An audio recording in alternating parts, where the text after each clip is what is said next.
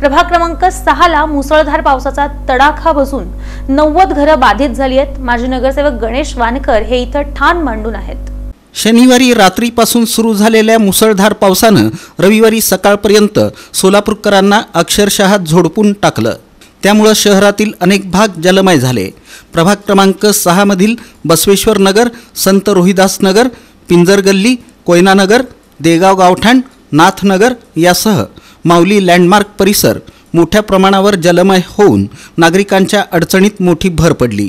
या भागातील प्रभाग क्रमांक 6 चे माजी नगरसेवक गणेश वानकर हे सकाळपासूनच ठाण मांडून आहेत।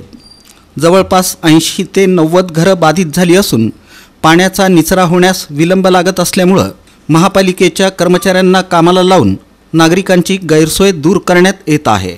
माजी नगरसेवक गणेश वानकर यांनी या सर्व भागांची पाहणी करून नागरिकांना धीर देण्याचा प्रयत्न केला। ज्या ठिकाणी नागरिकांच्या घरात पाणी गेलं तसंच परिसर जलमय झाला त्या ठिकाणी पाण्याला वाट काढून देण्यासाठी मोटारीसह यंत्रणा कामाला लागली आहे। महापालिकेकडून नाला बंदिस्ती करण्याचं काम अपूर्ण असल्यामुळे त्याचा सर्वाधिक फटका नागरिकांना बसल्यामुळे परिसर मोठ्या प्रमाणावर बाधित झाला असल्याचं गणेश वानकर यांनी सांगितलं। या भागात मोठ्या प्रमाणावर जनावरांची संख्या आहे, त्यांचे देखील पावसामुळे मोठे हाल होत आहेत। गणेश वानकर यांनी जनावरांना चाऱ्याची सोय सुद्धा उपलब्ध करून दिली।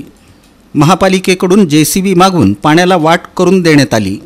महापालिकेचं शहरात जसं जातीनं लक्ष असतं तसं गावठाण भागात सुद्धा लक्ष असणं गरजेचं असल्याचं सांगत हा भाग पुन्हा बाधित होणार नाही याची काळजी महापालिकेनं घेणं गरजेचं असल्याचं मत गणेश वानकर यांनी व्यक्त केलं। बाधित भागाच्या पाहणीवेळी गणेश वानकर यांच्यासोबत अरुण जाधव, बाबासाहेब मल्लाडे, अमर कस्तुरे, संभाजी वाघ, राजू मोकाशी, योगेश भोसले आदी कार्यकर्ते उपस्थित होते।